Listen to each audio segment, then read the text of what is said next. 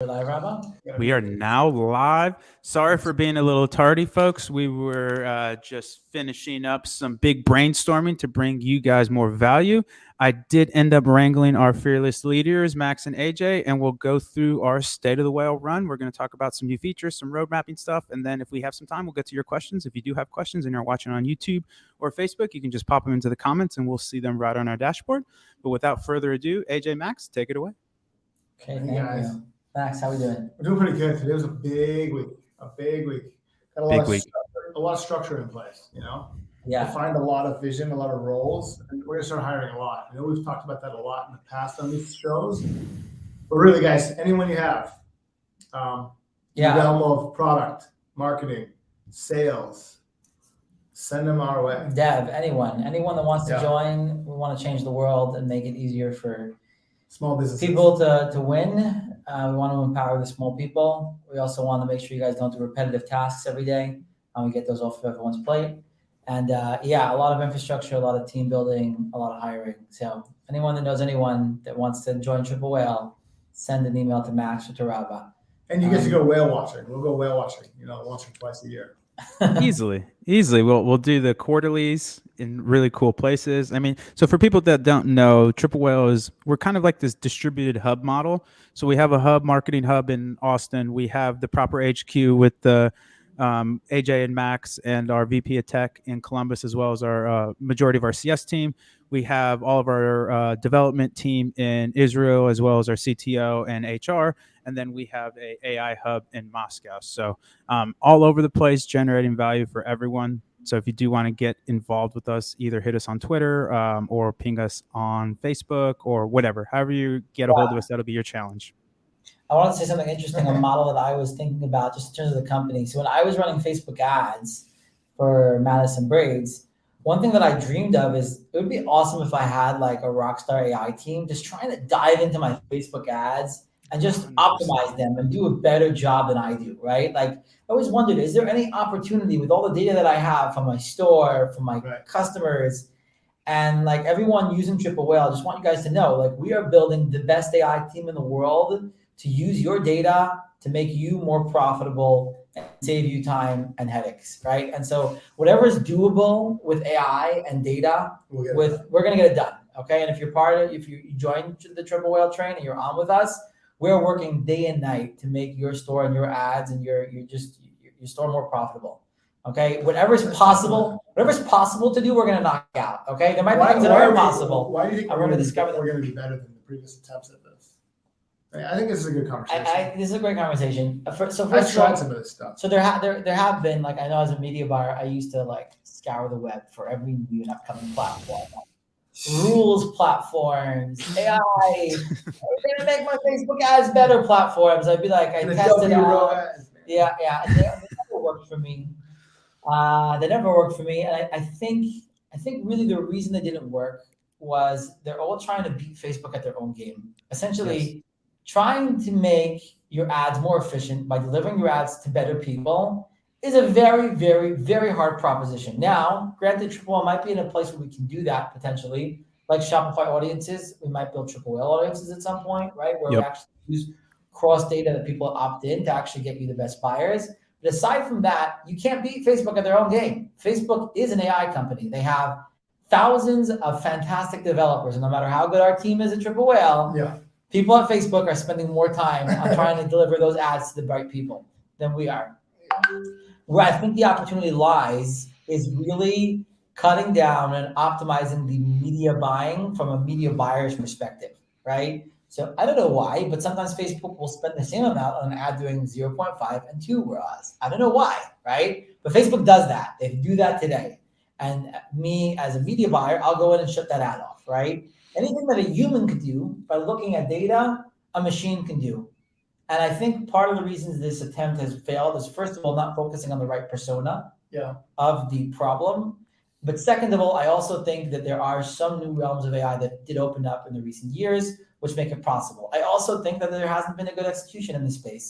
And so do I think it was possible to automate away Facebook media buying? Not automate it away, but babysit it like a Tesla, right? Tesla self-driving car is a good example of this. Like, You don't have a full self-driving car yet, but it sort of works, right? And it's valuable if you're going on long trips. It's great, right? Can we automate away a lot of the media buying, but still have media buyers be involved in that process? I think we can. I'm very confident about that. I think that's one part of it. I think it's a very important part of understanding, like, a lot of you guys signed up with us in Triple Whale, and you're trusting us with your data and with your time, and investing in a analytics tool and analytics stack is a big part of how you guys will be successful.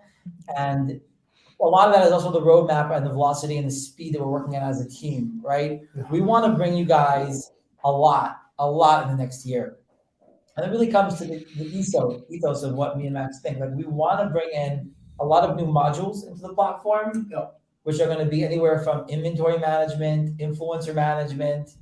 All these other tools are going to be coming. Influencer tracking, performance tracking. And so, performance tracking with the Pixel. Imagine like Pixel, but like a dashboard for tracking your by name on one column, right? And then like where they're at. Imagine being able to track the UTMs of these people, and discount codes coming from Shopify, and the whitelisted accounts you do with Facebook with those influencers all into one place. Like, that's game changing, right? There are some brands that work with us in Triple Whale right now that are doing upwards of 100 million that have these secret playbooks of how they execute influencer marketing. And I think that's very magical. I think we'll bring a lot of that to market. And so there's the N+1 problems, I think, that we can with the company of how can we roll more value into the current product for all of our current customers. That's one problem that we're tackling. The other problem is, how do we break the barriers of what is possible with AI and with automating your store, which doesn't exist. And those are also, I think we'd be investing a lot of efforts over there. One thing I want to address, Rob, about let's say the Pixel specifically, okay, going on to another topic here. I see some people like are skeptical about the Pixel on Twitter. I see a lot of times like people like, how are you guys better than Facebook? I think there's a couple of episodes we spoke about this already. I don't want to get down into the weeds again, but I will say about the Pixel, it's interesting. When we were building out the Pixel, this was a very valid question. Of how is that better than Facebook? Sure. And first of all, it's not really a Pixel. You actually don't have a Pixel on your store, right? It's a server-side tracking solution. We just called it a Pixel. But the product is actually out there. Anyone that wants, you guys can go sign up. If you're extremely skeptical, maybe we give you a test for a little bit. But in general, you just sign up and start for the Pixel. We have a 90-day money-back guarantee, and we'll 90-day. If you don't like it, right? Sure. And I think it's just there. And right now, we are seeing phenomenal results. I think there's also a very, very misunderstanding about the Pixel, which I think outside and inside, which is important to clear, which is the Pixel doesn't always give you higher results than Facebook, right? That's not the purpose of the Pixel. I think it was a great post by Gil David recently, where he was like, Facebook's data is coming in late, and a couple of the media buyers were saying, they cut some campaigns and they saw no difference in their ROAS, essentially, right? And I think that's what the Pixel's trying to do, is trying to give you accurate direction. An accurate direction and accurate ROAS, right? And basically, if it's lower than Facebook, that's the reality. And so cut campaigns. If it's higher than Facebook, if it's lower than Google, that's a problem. No. If it's lower than Google, it's definitely a problem. If it's lower than GA, UTMs. If it's lower than what GA says, then the Pixel has a bug there. And right now, across the many clients that are using the Pixel, it's not lower than GA. It's always going to be. I've never seen it. Yeah. It's working. I haven't either. If you have your UTM set up properly, it's working better than GA. But it's not going to catch up to Facebook always, right? So saying we're going to be better than Facebook does exactly. Saying we're going to be better than Facebook just means that we're going to be more accurate. Higher or lower will be more accurate, right? Now, that also means that there's a good chance that as a channel direction, right, me sometimes and Max and you, Rob, know that Facebook doesn't account for everything. Neither will the Pixel. Sometimes someone could see an ad on the Facebook and go buy it on your store, and there's no way to track that. Not Facebook, not us. There's view-through conversions, and some view-through conversions Facebook can't track. And sometimes we anecdotally know it came from Facebook because it's the only channel you have, and your blended's good. And so you should be using things like post-purchase surveys, aka inquire and know which gets baked back into the Pixel, right? And we will give you that data. And questions that we want to answer with AI are questions like, are the people that answered the survey the same as the people who didn't answer the survey, right? Because you'll only get like 20 to 30% of your post-purchasers to answer. The question that always comes into people's minds is, are the people that didn't answer the same as people that answered, or like different segment of people? Pretty close. No, but it could be, let's say your Klaviyo email list won't answer that as much as someone that came from Facebook, right? Because they know your brand for a long time, so they don't feel a need to answer that. How do you know that? This was a question I literally got on a store that was asking me, I have post-purchase surveys telling me that TikTok's doing a lot, but then I'm not sure if those post-purchasers are the same as the people that didn't answer. I think those questions are things that we can start answering with the Pixel. We don't have the answers to them yet. Those are the type of questions that we're going to be building into the Pixel as well, of really giving you a true channel direction and a campaign ads and ad specific direction. Yeah. And I would pile on. So first off, wrapping up the first segment, what's your fun little line? So we're toying with our new little transition. What's the line, AJ, for the automation? I love it. Let humans do what they do best and let machines do the rest. Boom.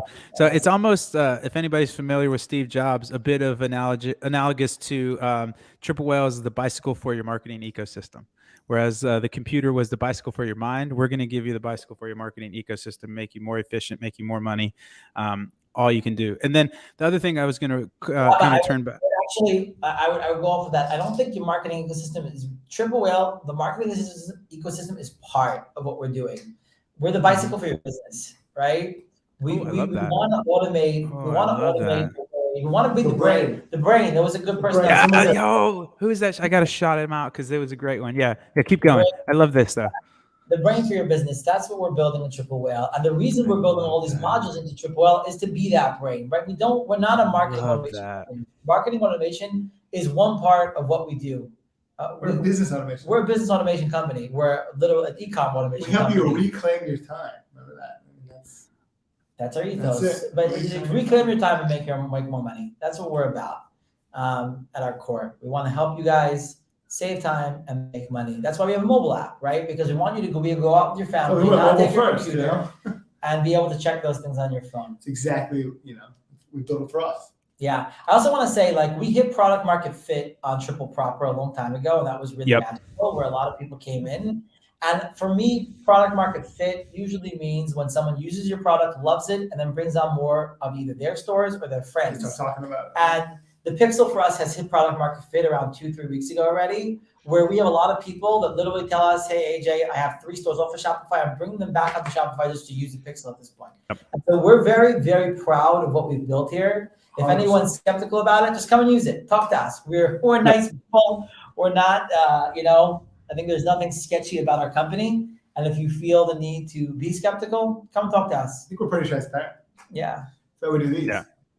Exactly.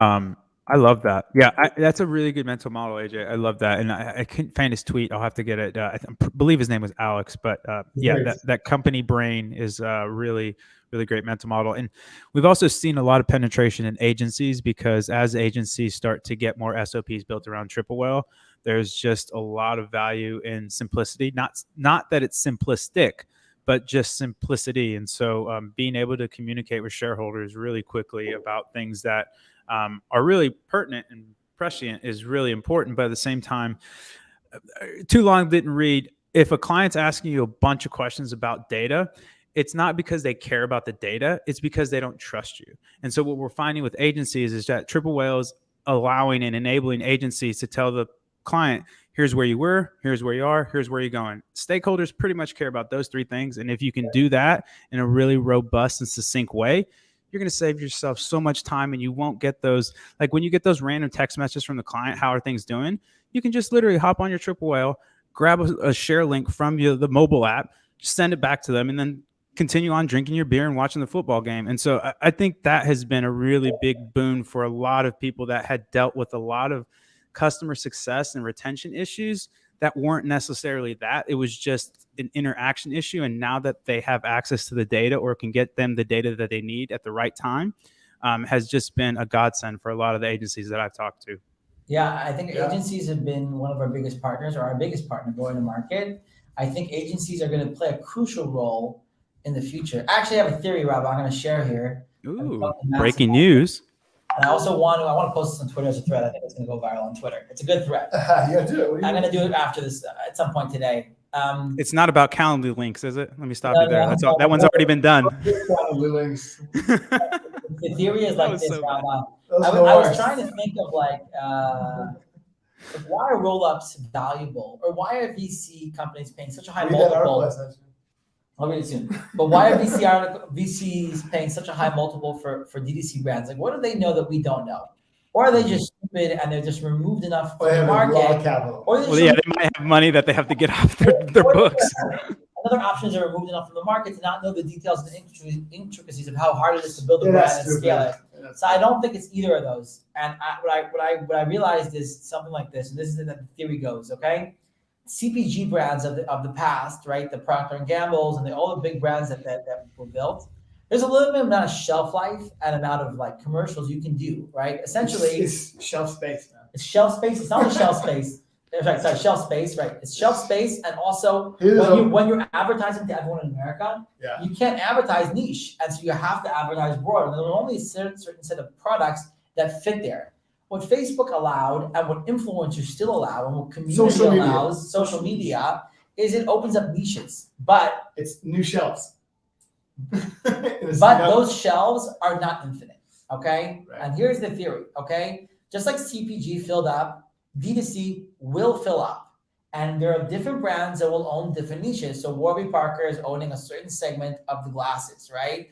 There's another store or another big store owning a certain segment of, cowboy boots, right? There's going to be another segment owning, exactly. And there's going to be a couple of winners in each of these categories, and it will fill up, okay? These things will fill up. And that's why if you can build a brand that can be one of those, even if it's very niche, right? Even these tiny niches will fill up. But if you can start owning that community, let me add something. The tiny niches that were traditionally very tiny have the ability to become actually very big on the internet because you can target. I completely agree. And that's cool. 100%. I think these niches and DTC will fill up. And the reason the multiples are going to be high, and the reason you should value your brand high is because it's going to keep on getting harder. And when you start owning your community, investing in your community, content, community, influencers, you own that niche of the internet, essentially digital real estate, which goes back into the idea of metaverse. No. Digital real estate, which goes back Web3 God forbid. Of agencies as digital asset managers. Yeah. At some point, agencies will be digital asset managers, and these brands are digital assets that own a little piece of attention on the internet for that specific segment. And that's where I think VCs are going, and I think little brands have to start thinking that way, right? Private equity. I love that. And if I could pile on, by the way, a little shout out, 10 Concurrents, our biggest audience yet. You guys are bringing them in, Max and AJ. But to your point of the roll-ups, I think that's a really interesting thesis.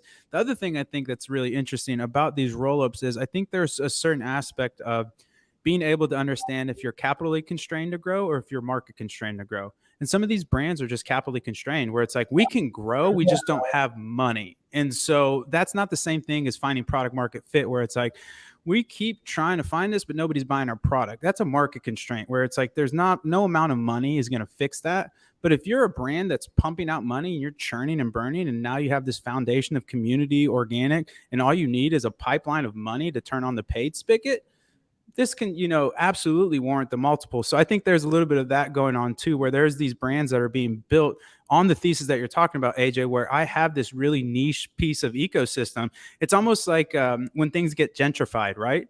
Like all the hippies and artists or what have you go to these new areas, and then the money follows, and then the rich people buy these people out. And that's kind of, I think, the same analogous where these people are creating these DTC brands in these kind of little areas that were once sought after, like, oh, that's the ghetto, or I don't want that real estate. And now it's the cool hip, it's the Brooklyn, it's the cool hip place to be. And now I'm going to come in and get the gentrify and exit with it because I know there's so much upside on the back end.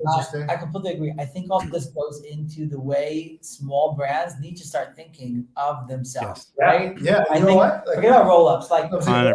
in Madison Briggs. Yeah, Madison Briggs. We made a lot of mistakes, right? But if we had this thesis, it's a good chance that instead of taking a lot of money home, right, in the year that we crushed it, we put a lot more in the business and think long term of I wouldn't have how can we own my credit card? Yeah, exactly. How can we own that ecosystem? How can we own that ecosystem? on the internet, because that real estate on the internet is going to be very, when I mean real estate, I mean attention. I mean, it goes down from the influencers and the marketing machine that you build around that, right? And the community. It becomes the own things like your email list and your influencers. SMS lists, those things. Even direct mail.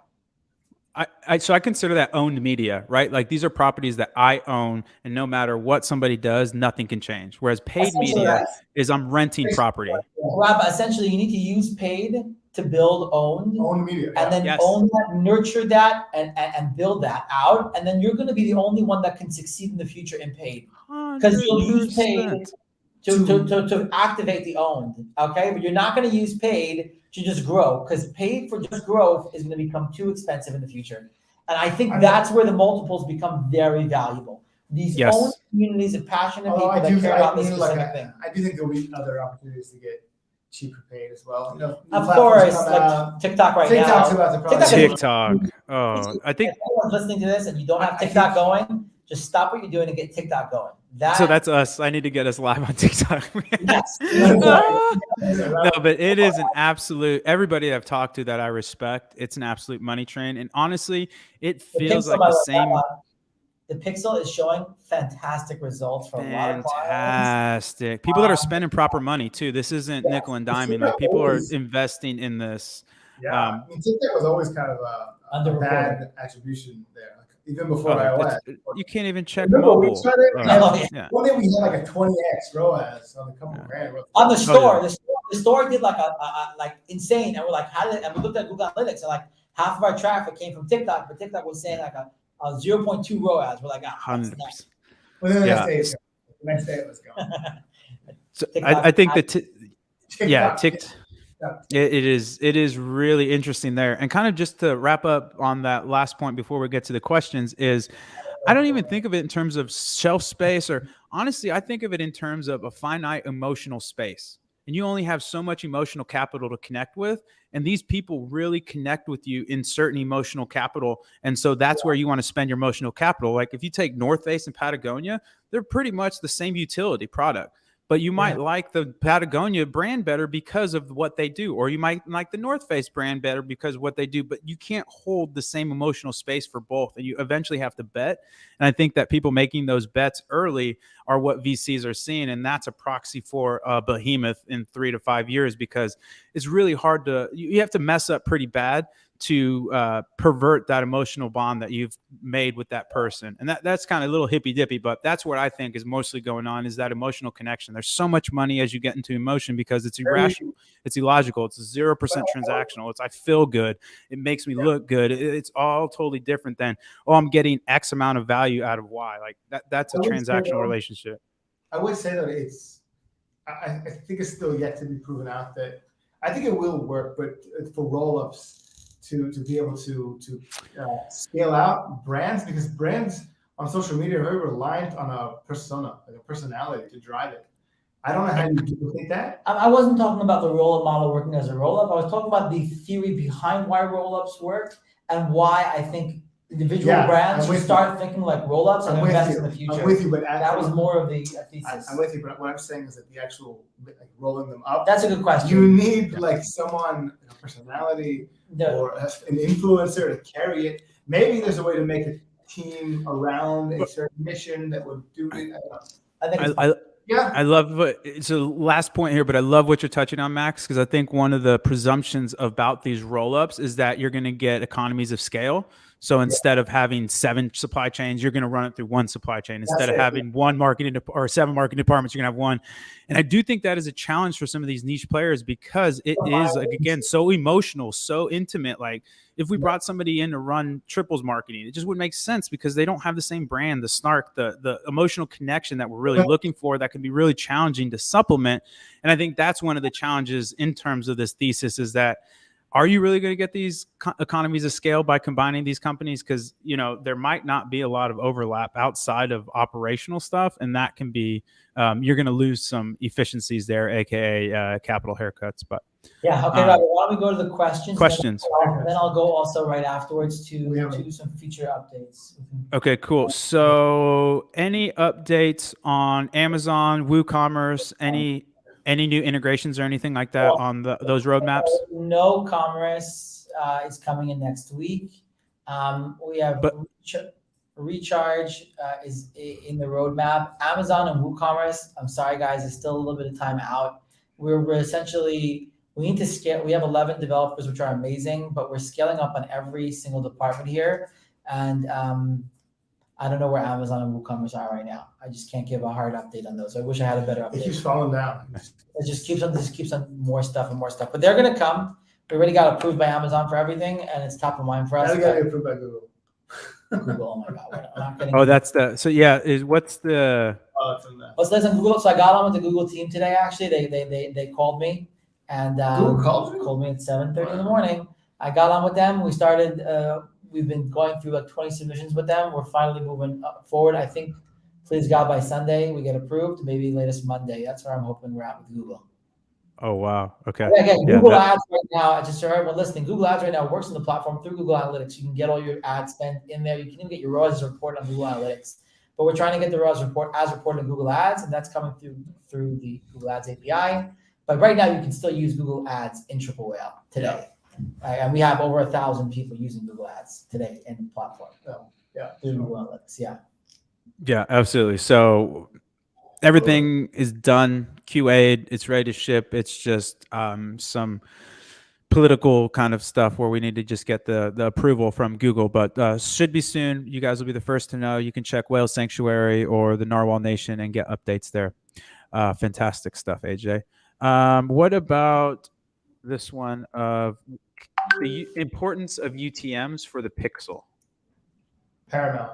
Yeah. Well, the Pixel does click tracking, and we model in views, but the basic is click tracking. Tied into UTMs. And the only way to do click tracking is through UTMs. Facebook's tracking is also through a little ID Facebook puts in the URL, right? That's the idea. Exactly. That's the idea. You need some ID there in order for us to track it back. So UTMs are paramount. The Pixel will not work without UTMs. Okay, definitely change your UTMs. We actually have a UTM builder. And the misconception here is it's not like the Pixel is just UTM tracking, right? Just UTM tracking would mean that if someone lands on the site and buys in that same session, you track that UTM, right? And that Google does a phenomenal job. You don't need us to do that, right? Where the Pixel accelerates them, the importance of the Pixel, someone came in today, right, from a Facebook ad, and in 2 weeks from now bought, or someone came in today and then clicked go from the Facebook to your personal browser, right, to your browser. In like you click on the Facebook app, you say you open a browser, right? UTM tracking won't work there. Only the Pixel will work. And so there's a lot of ways where we report higher than Google essentially because of that, because it's server-side tracking. But the UTMs are the first step of that. Yeah. So definitely put your UTMs in there. They're super easy peasy. We have a UTM builder right in Triple Whale.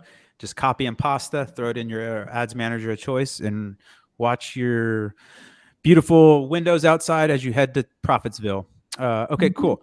Let's jump into great question. Yes, we do have a partners program. You just have to apply. I can actually get the link for you guys right now. It's a pretty great program. Obviously, we're not accepting everybody, but apply, and hopefully you line up for what we need, and we can value for value. But let me drop this link here. Anything else you want to say, Max or AJ, on our partner program? No, we're looking for partners, guys. Come help us bring the love to the world. Come help us spread the gospel far and wide. So this is the site you'd go to. It's a really quick type form. Just toss in your info in there, and then our head of partnerships, Mo, will kind of go over your info, and then if you guys seem like a great fit, we'll toss you over a little discount link, and off you go, and you can start making some money. We can start making some money. People helping people. It's powerful stuff. All right. Let's see. What else do we got here? I think those are all the big ones, AJ. What I want to say a couple of more things. First of all, I want to say an idea. Max, it's going to be 7 more minutes, okay? 7? I think so, by the end. Or 5 more minutes. It's important. It's good ideas. It's worth it. I have one idea that I heard actually from our rabbi today. We had a lunch and learn, essentially, where we had lunch and we had some inspirational ideas I thought this was a beautiful idea. It's by a rabbi from the 17th century. It basically goes like this. The idea is that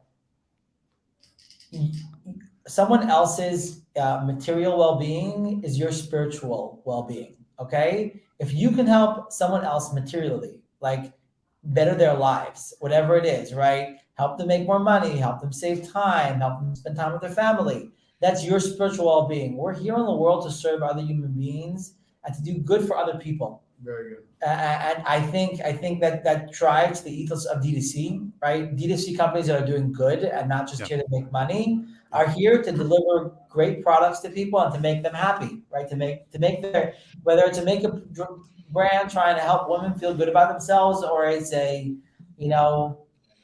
whatever. Guys trying to grow their hair back. Exactly. Whatever you're doing, man. Whatever it is, we're trying to help people. We're trying to make people happy, whether it's a gift brand, right? Trying to bring smiles. And we're here to empower you guys to do that job better. Beautiful.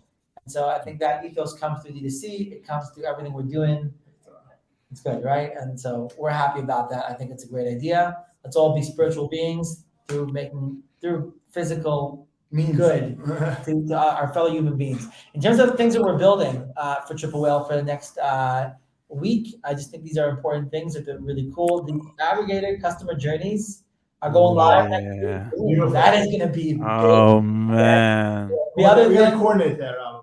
Yes. Coming out next week is attribution model comparison. So we have whoa, I didn't even know this. 6 different attribution models coming.